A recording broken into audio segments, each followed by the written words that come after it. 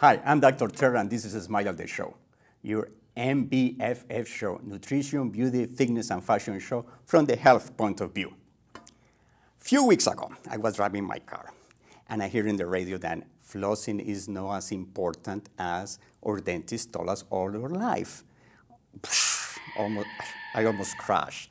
That was like, I can't imagine that, It's putting in general information is like, you are a Dodgers fan and your son tell, hey, Dad, guess what? I am an Angels fan. There is no way you feel like what happened here. Now you know how I feel. Well, to get some opinions about this topic, we went with cameras on the street and asked people, do you floss? And if you floss, how many times a week do you floss? And this is what we hear. Yes, I do floss, and I floss once a night. Quizás como una vez a la semana. Okay. I do not floss. American Dental Association studies show that 49% of the people say that they floss once a day. However, 10% of the people say they never floss. Let's talk about flossing. Why is so important, the benefits of dental floss and dental care, and some recommendations. Okay, let's say this. If you brush your teeth but you don't use dental floss, it's like you clean your house, but you put the dirt under the area rag. So you are not cleaning really well, okay? So flossing is more important than brushing. Why? Because, hey, when you eat, some food can help to clean the flat areas of your teeth, but there is no way for you to clean the contacts between your teeth. The only way to do that is with dental floss. There are hundreds of dental floss in the market. We have wax dental floss, and wax, tape, coarse, soft, strong, expensive, cheap. My patients always ask me, which is the best one?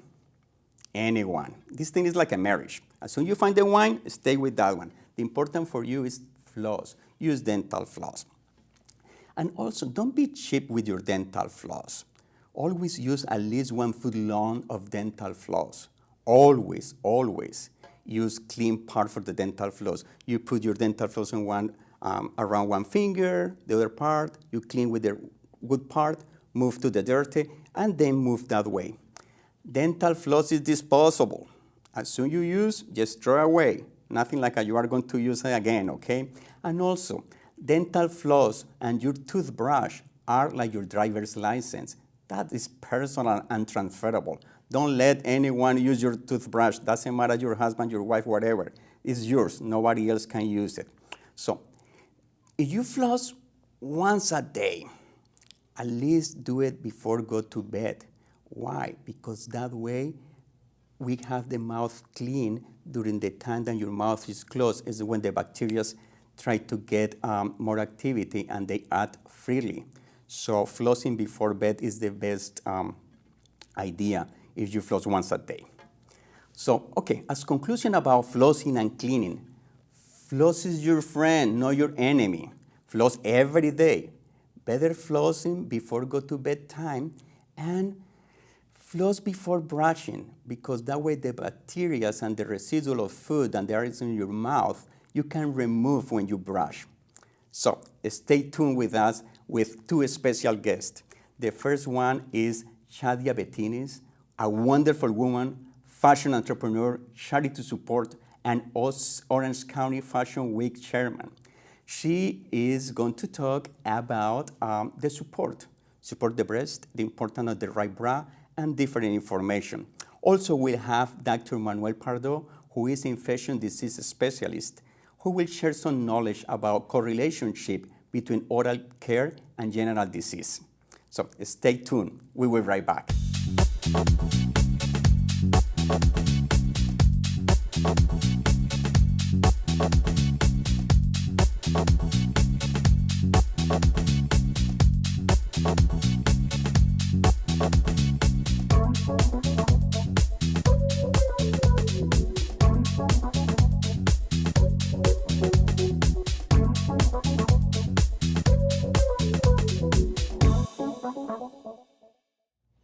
Welcome back to Smile the Show. Thank you for being with us. Today we have our special guest, Chadia Betinnis, who is a business entrepreneur, fashion consultant. She's a wonderful, and she's a great friend of mine. So Chadia and I are going to talk about the support, not charity support. We are going to talk about the support that you need with your bra. So welcome to be here with us, Chadia, and thank you. Thank you, Dr. Terra. Thanks for having me. She's so formal today. She's calling me Dr. Terra. Okay, We are really good friends. Julio. Okay, Chadia, question.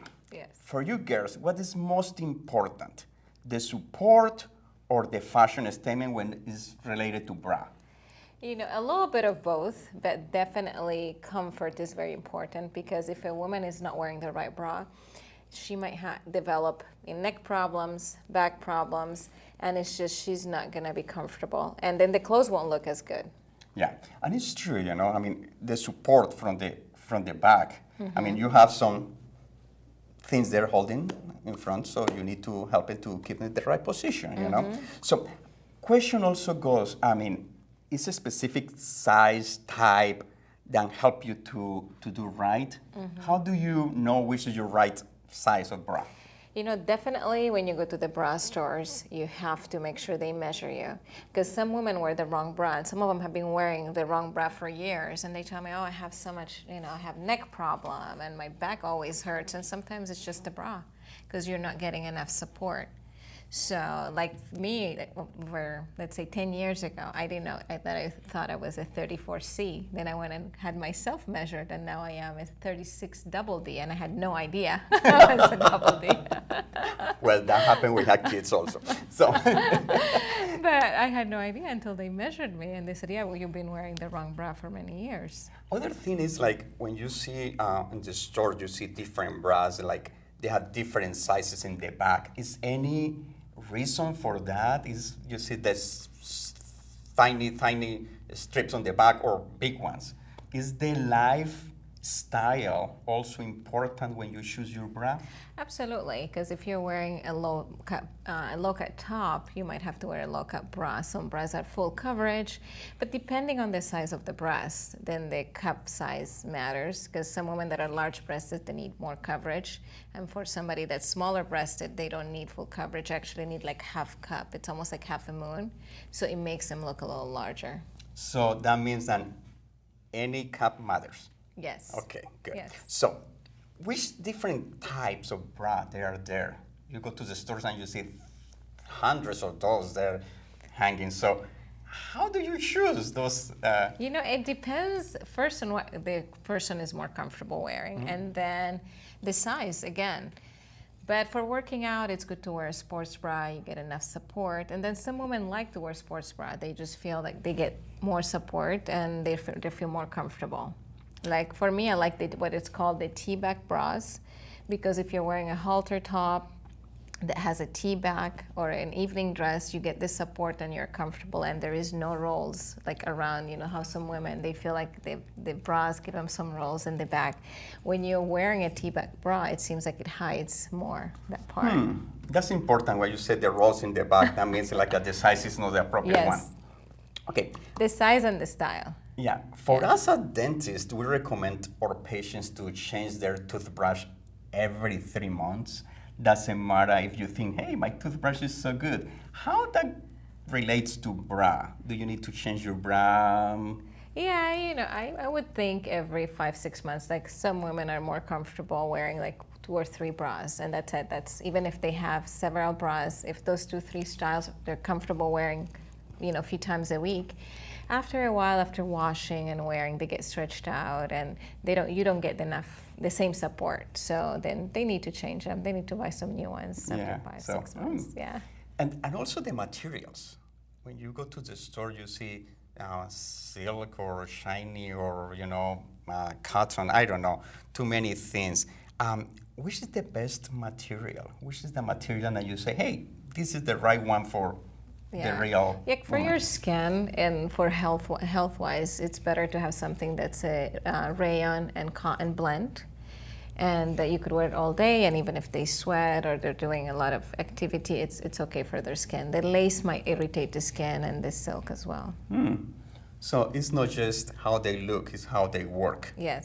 So as we say in the previous segment, I think somehow that the bras are like the marriage.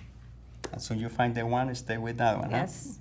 You have to shop for the right one and the right style that works for you. Each person is different. So you have to kiss too many frogs before you find the right bra? Yes.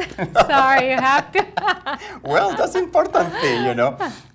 One of the things I always fascinated is about the commercials about bra, you know. They show you different textures, different styles. And at the end of the day, I think it goes to preference or... Yeah, it's preference. Like personally, I prefer Spanx bras. The minute they started designing them and I started trying them, they were the most comfortable bra that you'll wear. It doesn't give me any back pain or neck pain and no rolls, nothing. It's just everything is very smooth and very comfortable. Yeah.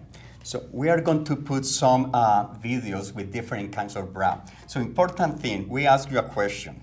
You go on our website at smilethespa.com and just choose what is the bra that you think is the one for you, and we'll make the research and see which is the winner for this show. So in the next show, we present which is the bra that won at this time. So Chadia, last question. Mm-hmm. When you go in a special night, which is the bra that you like to wear? It depends on the style of the dress, and at the same time, something, maybe the same cut, like from Spanx. That's what I use. I tend to get like something with a little bit of lace or a little bit of detail, something more special because it's a special evening. But depending on the style of the dress, if we need a strapless bra, then it has to be a strapless bra.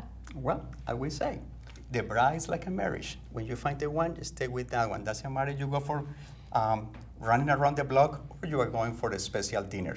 So, Chadia, thank you for being with us and showing us your support. Thank you. So, remember, smile. We do the rest.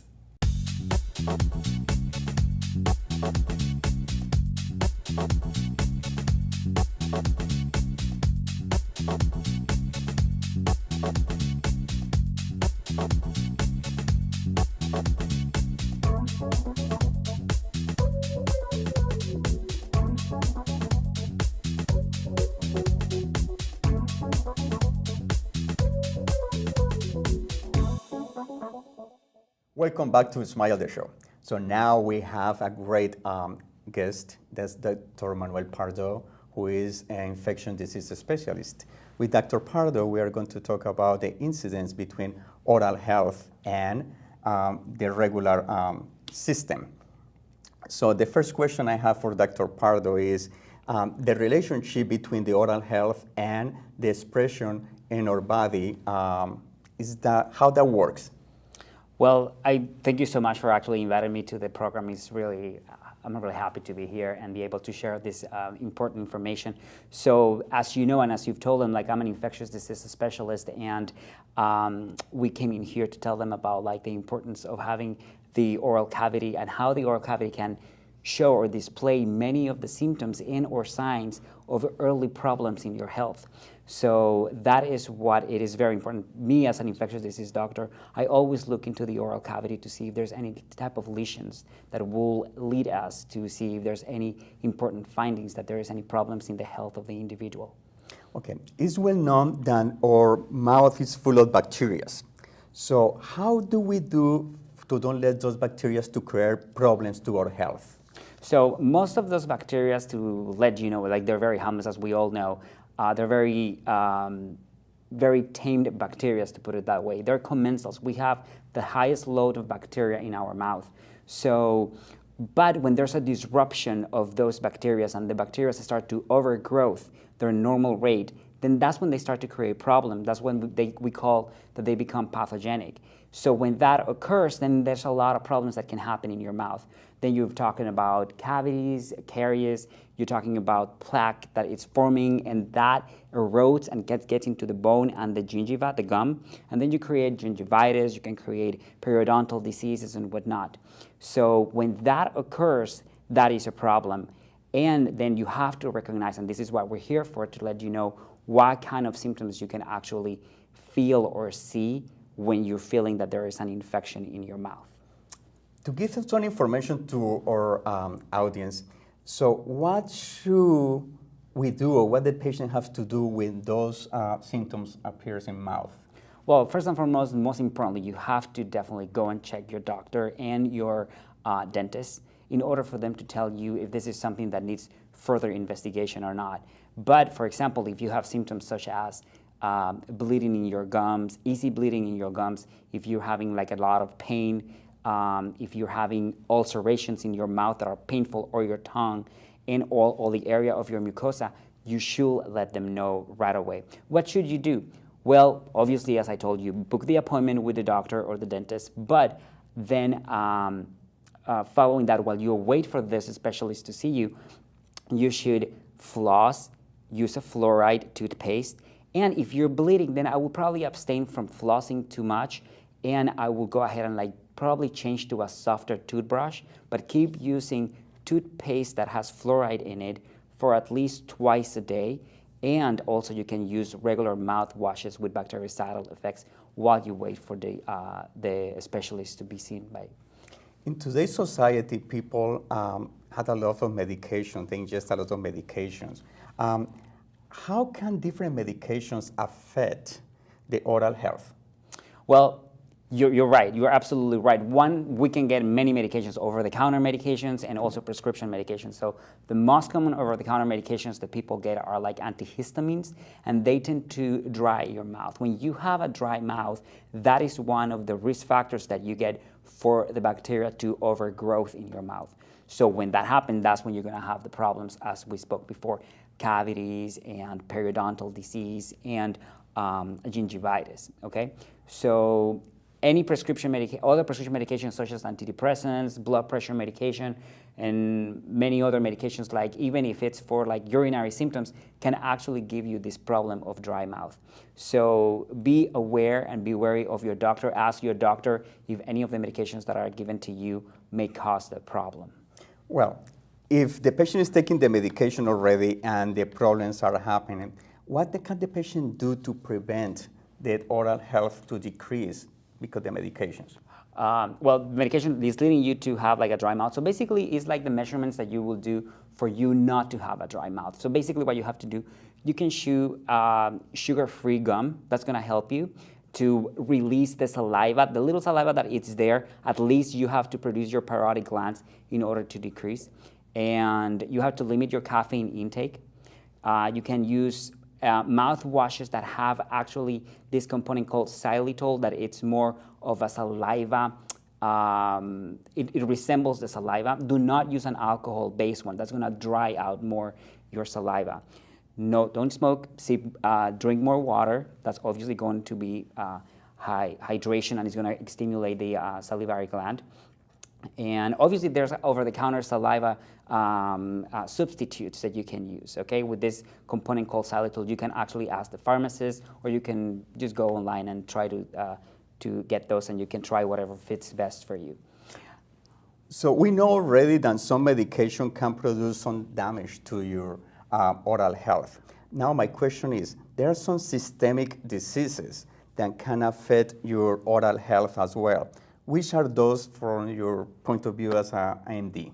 So, as you know, like I'm an infectious disease doctor, so I deal with the systemic problems with it. So yes, I do have patients who have that problem of that the oral cavity, or a problem in the oral cavity led to a systemic infection. So the most worrisome one that I will tell you is endocarditis. As we were speaking, when there's like easy bleeding, the gums are like receding, or there's a lot of communication between the heavy load of bacteria in your mouth and it translocating to the bloodstream, that's when you're going to have problems. So that inflammation of going the bacteria into the bloodstream can create an infection into your heart called endocarditis. You will need antibiotics for that, and you can get very, very sick from that. Other problems like cardiovascular diseases such as like strokes, heart attacks are actually correlated also with like this minuscule bacteremia, the bloodstream bacteria in it, and that's because of, again, the bacteria getting into your gum. Into the bloodstream, I'm sorry.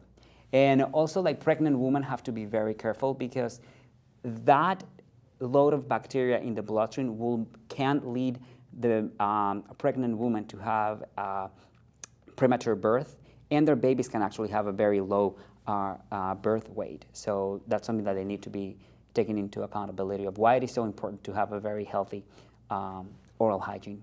Okay. Finally, I had this question. Which tips could you give us or to our audience to protect their oral health? Well, the main tips that I will give them is basically as what we know. Visit the dentist at least twice or 3 a year. That's obviously super important. The fluorination, the toothpaste that actually has fluoride in it, to use it at least twice a day or after every meal, it will be the ideal. Flossing every day, it's going to be something very important. Mouth washes, you can do it according to your the recommendation of your doctor and or your liking if you find one. That's actually the most important, and obviously the plaque, the cleaning is also very important for the plaque. Removal of the plaque or excess buildup that is in your teeth is very important as well. Yeah. So, kind of part of the conclusion that we can tell that the incidence of oral health within different infection diseases or different manifestations in our body, the same way that some infection or some diseases in our body can affect also our oral health, are really important to focus. Dr. Pardo, as let's say a conclusion, what else do you think is important for our patients to know? Well, I will tell you, like, if you have to have an open conversation with your dentist, let them know about your medical history.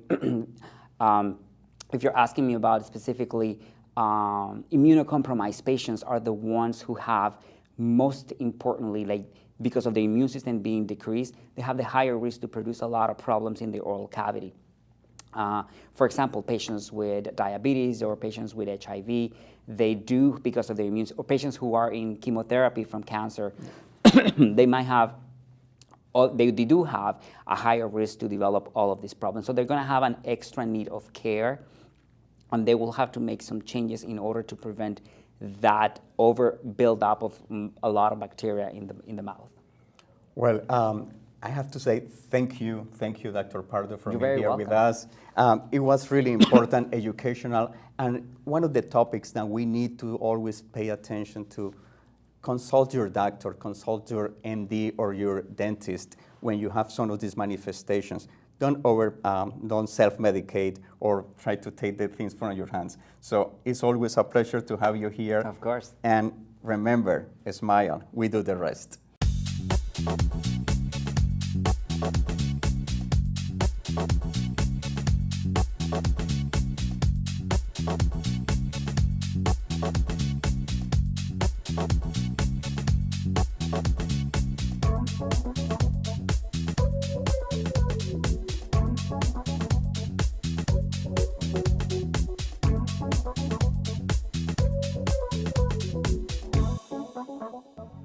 Thank you for being with us today.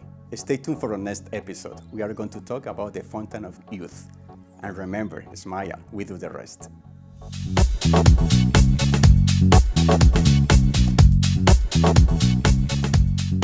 Here we go. 5, 4, 3.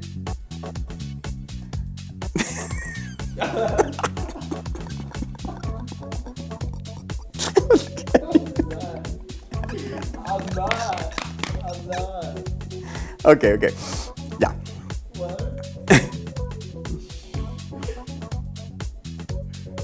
Here we go. 5, 4, 3.